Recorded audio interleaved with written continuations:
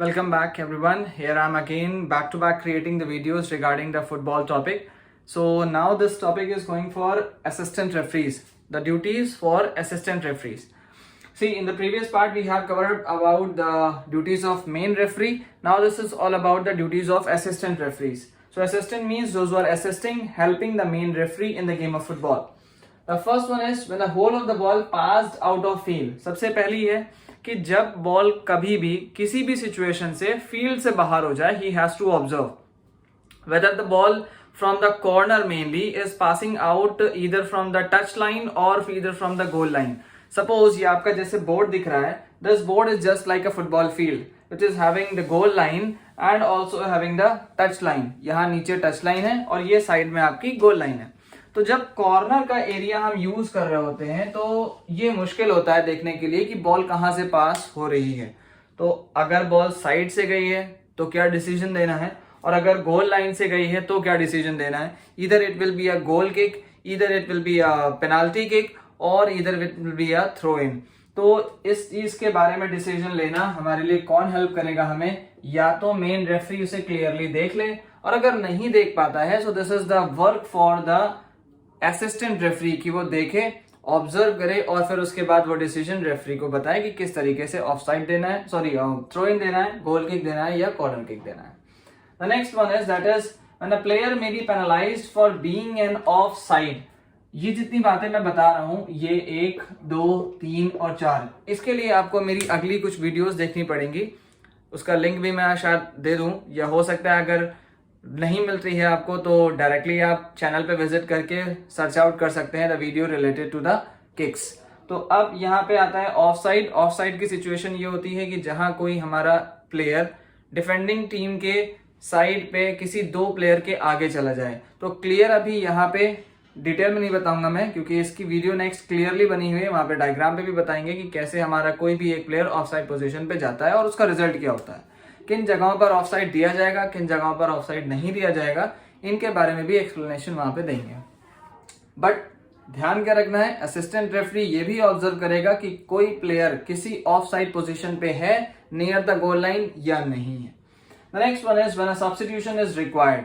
For instance if any of the player is not able to play properly, he is inexperienced but I have given a chance, means captain उसे chance देता है लेकिन फिर भी वो नहीं खेल पा रहा, कभी कोई इंजरी हो जाती है या कभी रिक्वायरमेंट पड़ जाती है हमें किसी एक अच्छे प्लेयर की या वीक प्लेयर की किसी भी सिचुएशन में, तो that is the substitution is required. तो सब्स्टिट्यूशन के लिए मेन हमें हेल्प कौन करेगा, that is the assistant referee. He is having that board. उसको बोर्ड से जो हमारे साइड में टेबल ऑफिशियल्स होंगे उनके पास बोर्ड होगा and they will inform that कौन से नंबर का प्लेयर इन हो रहा है और कौन से नंबर का प्लेयर आउट हो रहा है. तो जब ये असिस्टेंट रेफरी सिंबलाइज करते हैं मेन रेफरी के डायरेक्शन देने के बाद, तब एक प्लेयर अंदर से बाहर आता है, ठीक उसी टाइम पीरियड पे वो दूसरा प्लेयर अंदर जाएगा. लेकिन इसमें ध्यान ये रखना है, जब तक कि इन वाला प्लेयर आउट नहीं होता साइड लाइन से या किसी भी लाइन से that is near to the player, तब तक के जो भी बाहर का प्लेयर है वो अंदर नहीं आएगा. ठीक है. Next is when any of the misconduct of that is viewed by the assistant referee which is out of view of referee. ये हम पहले भी पढ़ चुके हैं कि अगर कोई मिसकंडक्ट रेफरी नहीं देख पाता है इन केस, तो उसे देखने का काम किसका है, असिस्टेंट रेफरी का है. जैसे कि ये सारे मिसकंडक्ट्स होते हैं, या बॉल की कंडीशन इन एंड आउट की होती है, या कोई भी एक किक की बात आती है, फाउल हो रहा है या नहीं हो रहा है, कौन से प्लेयर ने किसको हिट किया है किसने नहीं किया है. So in that case, all these will be decision given by assistant referees. Next one is whether at penalty kicks, जब penalty kicks ली जा रही होंगी, the goalkeeper has moved forward before the ball has been kicked. ये देखने का काम है assistant referee का कि अगर penalty kicks के टाइम पीरियड पे जो लास्ट में ली जाती हैं या कोई और penalty shoots हो रहा होता है, कहीं गोलकीपर अपनी पोजीशन को छोड़ करके आगे तो नहीं आ गया है, या उसने अपनी पोजीशन पहले ही मूव तो नहीं कर ली है, क्योंकि जो सामने से अटैक करने वाला प्लेयर है उसने अभी तक के बॉल को टच नहीं किया है. सो ये लिखा है कि पेनाल्टी किक के टाइम पीरियड पे ये देखना जरूरी है कि क्या गोलकीपर अपनी जगह से हिला है या नहीं हिला है, आगे फॉरवर्ड मूव कर चुका है या नहीं कर चुका है, before the ball has been kicked. अभी तक बॉल पे किक नहीं हुआ, और क्या गोलकीपर अगर अपनी जगह से मूव कर गया है तो फाउल देना है नहीं देना है, कैसी सिचुएशन है, उसके बारे में डिसाइड करने का काम या ऑब्जर्व करने का काम असिस्टेंट रेफरीज का है. So these all are the basic duties for the referee, not for the actual referee but assistant referee. दो काम, दो वर्ड आपको अलग अलग ध्यान रखने हैं. असिस्टेंट रेफरी अलग होते हैं जो कि दो होंगे, दोनों साइड लाइन पर, एक इधर मूव करेगा और एक साइड लाइन पे इधर मूव करेगा, और एक मेन फील्ड में होगा, that is called as the main referee. Next इसी में हम आगे कंटिन्यू कर रहे हैं. When the condition of the ball is in and out of a play. Let's proceed. Well, we are resuming back again with this the condition of ball in and out of play. That means कब ball field के अंदर रहेगी और play में मानी जाएगी, या जब फील्ड के बाहर हो या कोई और ऐसी सिचुएशन हो जिसमें गेम रुक जाए और खेला ना जाए, तब भी बॉल कंसिडर की जाएगी out of play. So let's begin with this. The first is out of play. Ball कब आउट ऑफ प्ले मानी जाती है कि मतलब फील्ड में तो है लेकिन उसे खेला नहीं जा सकता. It has completely passed of the goal line or the touch line, whether on the ground or in the air. या तो कभी खेल खेलते टाइम बॉल हमारी गोल लाइन से बाहर हो जाए या तो वो टच लाइन से बाहर हो जाए. जैसे कि मैंने बताया, this one is a goal line and this one is side line. तो बॉल खेलने के पर ये देखा जाता है बाहर कहाँ से जा रही है, चाहे वो ग्राउंड में पैरेलल रोल होते हुए जाए, या वो एयर में होकर के जाए, या वो बाउंस करते हुए जाए, इधर in any of the way. In that situation the ball is considered as out of play. अब यहां से बाहर चली गई, या यहां से बाहर चली गई, या यहां से बाहर चली गई, तो हम ऐसे नहीं कि बॉल को बाहर तक के खेलते हुए चले जाएंगे और वहीं से पैर से खेलते हुए आएंगे. No, it's not that like situation. तो what we have to take the ball to be inside. अब फील्ड के अंदर बॉल लेकर के आना है, तभी उसे खेल के अंदर प्ले में माना जाएगा. जितनी देर बॉल बाहर है, at that time period the ball is considered as out of play. तो कहीं से भी बॉल बाहर जाए, it will be out. Play has been stopped by the referee in any of the situation, whatever the circumstances happens. Suddenly rain occurs, बारिश शुरू हो जाए, suddenly the storm starts, the wind starts, और any of the main message is about to come inside the field, or any of the way any of the player gets injured, or sometimes the referee is not feeling himself well that he can perform the good duty inside the field. In that situation also the referee will stop the game. बहुत सारी ऐसी situation हो सकती है जहां referee को लगता है कि अभी गेम खेला नहीं जा सकता, उसे रोक दिया जाए. In that case he can attempt to stop. वो विसल ब्लो करके गेम को स्टॉप कर देगा.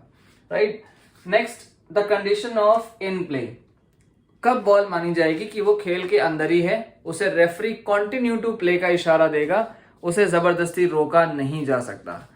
First is it rebounds from a goal post, cross bar और corner flag and remains inside the field. जब कोई भी प्लेयर बॉल को शूट करता है तो या तो जो गोल पोस्ट में क्रॉस बार्स लगे हैं या गोल पोस्ट लगे हैं, यानी कि पिलर्स, और ऊपर की तरफ एक रॉड लगा है जिसको क्रॉस बार कहते हैं. इन तीनों एंगल्स के बीच से बॉल अगर लड़के वापस आ जाती है तो it will be considered as play. उसे बॉल को खेला जाएगा, कहीं पे रोका नहीं जाएगा. ठीक है, क्योंकि बॉल रिटर्न होकर के फ्लैग पोस्ट से लड़के या किसी भी चीज से लड़के बॉल वापस फील्ड के अंदर ही रिमेन कर जाता है और प्लेयर को आपस में ही खेलना है. इस सिचुएशन में हम गेम रोक नहीं सकते. So that is why this is called as the condition of in play of the ball. ध्यान से बात ध्यान रखें, cross bar, corner flag and goal post, इन तीनों चीजों से बॉल लड़के वापस फील्ड में ही रहेगी तो it will be in play. Ball को रोका नहीं जाएगा. Next one is it rebounds either from the referee और assistant referee when they are on the playing field. भाई जब फुटबॉल खेल रहे हैं, जाहिर सी बात है, शूट है, बाय मिस्टेक रेफरी को लग जाए या कोई प्लेयर नोनफुली रेफरी को हिट कर दे. ठीक है, although the referee in that situation tries to away from that situation, वो ये सोचेगा कि हम बॉल से अपने आप बच जाएं किसी भी तरीके से और बॉल प्ले होते रहे. इन दैट केस ऑल्सो, फिर भी अगर बॉल लड़ जाती है रेफरी से तो वो फील्ड में ही अगर रहती है तो in that case ball will be in play. हम उसे आउट ऑफ प्ले नहीं मानेंगे कि ये तो बॉल रेफरी से लड़ गई है, भाई गेम रोक दो ना. हम अपनी तरफ से कुछ भी नहीं कर सकते, मींस प्लेयर अपनी तरफ से कुछ भी नहीं कर सकता अनटिल एंड अनलेस कोई भी डिसीजन रेफरी नहीं लेता है। तो बॉल अगर रेफरी से रिबाउंड हो जाए, मतलब मैं रेफरी हूं and you all are the players, in case you are hitting the ball and sometimes it hits me, my chest, my face, my hand or anywhere else, inside it is moving in, अगर वो ball referee के लड़ने के बाद field में ही है तो field इन play ही माना जाएगा। वैसे तो असिस्टेंट रेफरीज बाहर होते हैं, बट इन केस कभी वो किसी एक सिचुएशन पर लाइन पर हुए और बॉल उनसे लड़ के रिबाउंड हो गई, तब वो इन प्ले मानी जाएगी। लेकिन अगर रेफरी ऑल्दो लाइन से बाहर है, फॉर एग्जाम्पल ये लाइन है और इससे थोड़ी दूरी पर एटलीस्ट 1 यार्ड या उसके आस पास अगर असिस्टेंट रेफरीज बाहर हैं तो बॉल उनसे लड़के वापस आता है तो it will not be in play, क्योंकि वो ऑलरेडी लाइन से दूर है और वो बॉल लाइन को क्रॉस करके बाहर जा चुका है। तब इस सिचुएशन में बॉल इन प्ले नहीं होगी। लेकिन अगर वो फील्डर्स खेल रहे हैं, असिस्टेंट रेफरी और रेफरी फील्ड में है, उनसे लड़के वापस आ जाए, then it will be in play. So these all are the 4 situations whether there is 2 condition for in, 2 condition for out. I hope you all might understand this. Now in the next video we will proceed with the further more specifications related to offside and few much more. I think all these are enjoyed and understood by you all. So let's meet in the next video.